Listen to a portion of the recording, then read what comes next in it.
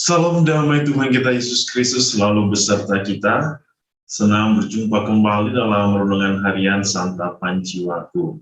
Saudara-saudari, pada hari ini, pada hari Minggu, kita merayakan perayaan Hari Raya Tubuh dan Darah Kristus.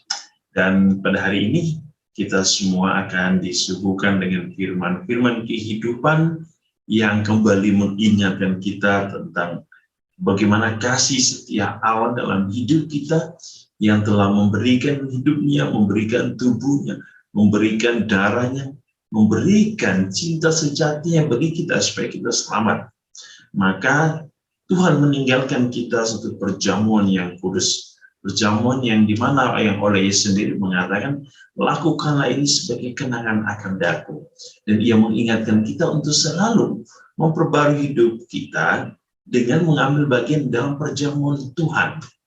Karena itu saudara-saudari, mari pada hari ini, pada Hari Raya Tubuh dan Darah Kristus, kita akan mendengarkan firman Tuhan dari Injil Lukas, bab 9 ayat 11 sampai 17. Mari kita semua diundang untuk mendengarkan firman Tuhan. Inilah Injil suci menurut Lukas. Akan tetapi orang banyak mengetahuinya, lalu mengikuti dia. Ia menerima mereka dan berkata-kata kepada mereka tentang kerajaan Allah. Dan ia menyembuhkan orang-orang yang memerlukan penyembuhan. Pada waktu hari mulai malam, datanglah ke-12 muridnya kepadanya dan berkata, suruhlah orang banyak itu pergi, supaya mereka pergi ke desa-desa dan kampung-kampung sekitar ini untuk mencari tempat penginapan dan makanan. Karena di sini kita berada di tempat yang sunyi. Tetapi ia berkata kepada mereka, kamu harus memberi mereka makan. Mereka menjawab, yang ada pada kami tidak lebih daripada 5 roti dan 2 ikan. Kecuali kalau kami pergi membeli makanan untuk semua orang banyak ini. Sebab di situ ada kira-kira 5.000 orang laki-laki. Lalu ia berkata kepada murid-muridnya, suruhlah mereka duduk berkelompok-kelompok, kira-kira 50 orang sekelompok. Murid-murid melakukannya dan menyuruh semua orang banyak itu duduk. Dan setelah ia mengambil 5 roti dan 2 ikan itu, ia menengadah ke langit, mengucap berkat, lalu memecah-mecahkan roti itu dan memberikannya kepada murid-muridnya, supaya dibagi-bagikannya kepada orang banyak. Dan mereka semua makan sampai kenyang. Kemudian dikumpulkan potongan-potongan roti yang sisa sebanyak 12 batu. Demikianlah sabda Tuhan. Terpujilah Kristus. Saudara-saudari yang dikasihi Tuhan, kita telah mendengar satu pewartaan yang sangat menarik. Dan pada Hari Raya Tubuh dan Darah Kristus, saya memberikan atau mengangkat dan membuat sebuah tema yang berjudul menjadi ekaristis. Berarti kamu harus memberi mereka makan. Saudara-saudari yang dikasihi Tuhan, hari ini gereja merayakan perayaan Hari Raya Tubuh dan Darah Kristus atau disebut juga Hari Raya Corpus Christi. Perayaan yang sering kita sebut sebagai perayaan Ekaristi atau korban misa kudus. Dan perayaan tubuh dan darah Kristus ini sesungguhnya suatu perayaan yang tidak pernah berhenti dan selalu ada dalam setiap hari kehidupan gereja Katolik. Ini adalah perayaan yang selalu hidup dan menghidupi kehidupan iman Kristen. Ingat penekanannya. Ini adalah perayaan yang selalu hidup dan menghidupi kehidupan iman Kristiani. Dan melalui perayaan ini, gereja ingin mengarahkan hidup umat Allah untuk selalu mengangkat pujian dan syukur, kepada Allah yang sungguh telah hadir secara nyata dalam diri Yesus Kristus di dalam Ekaristi Kudus. Sehingga umat Allah mampu memahami misteri Ekaristi dan menghidupi Ekaristi sebagai sakramen kudus dalam kehidupan iman yang nyata sebagai pelaku Ekaristi itu sendiri.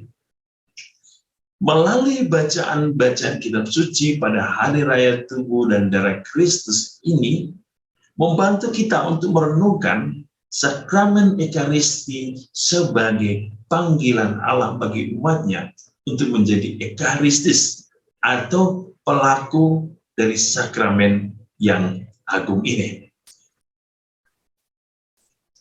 Saudara-saudari, tentu yang menjadi hal yang utama adalah setiap orang yang mengambil bagian dari perayaan Korban Kudus ini harus siap sedia untuk menjadi ekaristis bagi sesama.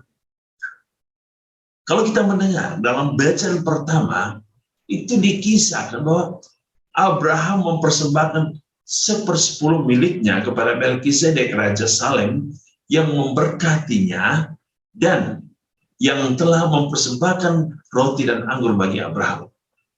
Kisah ini merujuk kepada Abraham sebagai bapa kaum beriman kepada keselamatan yang akan dihubungkan dengan tahta Daud di Yerusalem.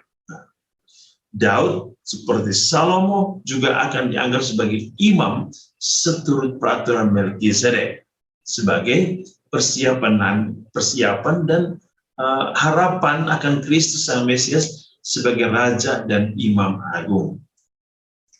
Lalu dalam bacaan kedua, Paulus mengingatkan kita untuk terus-menerus melanjutkan kisah perjamuan Tuhan dalam kehidupan gereja sebagai peringatan akan kisah perjamuan Tuhan bersama murid-muridnya, yang mana pada malam terakhir Yesus memberikan perintah, perbuatlah ini menjadi peringatan akan aku. Melalui perayaan Ekaristi atau melalui hidup iman sebagai Ekaristi bagi sesama, di sini Yesus meminta supaya kita, imam dan seluruh umat Allah yang menganggap dirinya murid Yesus, juga harus melakukan apa yang dilakukannya sendiri, yaitu melakukan perbuatan kasih sebagai pemberian diri kita kepada Yesus dan sesama, seperti yang Yesus telah memberikan dirinya sebagai persembahan yang murni bagi penebusan dosa umat manusia. Dan dalam Injil hari ini, kita mendengar banyak orang yang mengikuti Yesus, ya, mendengarkan pengajarannya, sehingga mereka merasa kelaparan dan tidak ada makanan yang tersedia. Yang ada pada mereka hanya 5 roti dan 2 ikan. Para murid bahkan khawatir, cemas, takut. Dan mereka meminta Yesus agar menyuruh orang banyak itu pulang dan mencari makan. Namun, apa yang dilakukan Yesus? Yesus secara tegas untuk meminta para muridnya, kamu harus memberi mereka makan. Ini yang disebut Ekaristis. Bukan hanya kita mengambil bagian dalam Ekaristi, kita hanya menerima, tetapi kamu harus memberi makan. Itulah tanggung jawab sebagai murid. Lalu, apa yang bisa kita maknai dari perintah Yesus dalam perayaan tubuh dan darah Kristus hari ini? Pertama, sebagai murid Tuhan, kita diajak untuk mempunyai sikap kepedulian kepada orang-orang yang mencari, orang-orang yang membutuhkan, teristimewa bagi mereka yang haus dan lapar akan makanan jasmani maupun makanan rohani. Ya. Ingat bahwa ada orang yang sangat kaya, yang mungkin kaya akan makanan jasmani, tapi belum tentu ya akan kaya secara makanan rohani. Ada orang yang sangat miskin dengan makanan jasmani, tetapi ya kaya akan makanan rohani. Ya. Disinilah panggilan kita bahwa kita berada pada 2 golongan ini. Bahkan bukan hanya 2 golongan ini, bahkan orang-orang yang memang miskin jasmani dan miskin rohani. Sikap kepedulian kepada orang-orang ini. Yang kedua, sikap berbelas kasih kepada orang yang tidak mampu, tidak kuat, yang lemah, yang mencari pertolongan dan perlindungan. Kita adalah gereja, maka kita harus memiliki kemampuan untuk memberikan jawaban bagi persoalan hidup orang-orang yang mencari kebahagiaan dan kedamaian dalam hidup mereka. Ini penting. rasa belas kasih, simpati, dan empati harus ada dalam hidup kita. Seperti Yesus yang memberi, kita juga harus berbagi. Kalau kita mempunyai, gunakanlah apa yang Tuhan berikan, Tuhan titipkan bagi kita untuk kebahagiaan dan kesejahteraan sesama. Yang ketiga, sebagai murid Tuhan kita dituntut untuk memiliki sikap sense of responsibility and sense of love. Artinya bahwa kita dipanggil untuk mempunyai rasa tanggung jawab dan cinta kepada setiap orang yang telah dan ingin menemukan Yesus melalui pelayanan dan pewartaan hidup kita. Gereja sebagai persekutuan umat Allah adalah kumpulan orang-orang yang di dalamnya ada kaya dan miskin, baik jasmani maupun rohani. Di sini panggilan kemuridan yang di dalamnya, panggilan kemuridan adalah bagaimana kita mampu untuk memberikan rasa cinta, ya, agar perasaan kenyang kepada orang miskin jasmani dan rohani tadi itu menjadi terpenuhi, seperti apa yang dilakukan oleh Yesus kepada orang-orang yang mencarinya. Mereka semua makan sampai kenyang.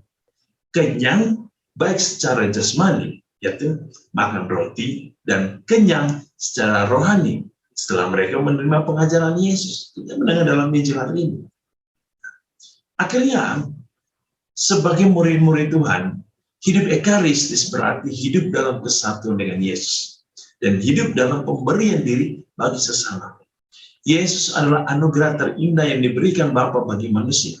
Maka kita adalah murid Tuhan yang telah dianugerahi dengan kasih dan berkat yang sama untuk menjadi anugerah dan berkat bagi sesama kita. Injil hari ini menekankan bahwa orang yang memberi dengan keikhlasan dan ketulusan dan cinta tidak pernah akan dimiskinkan oleh Tuhan.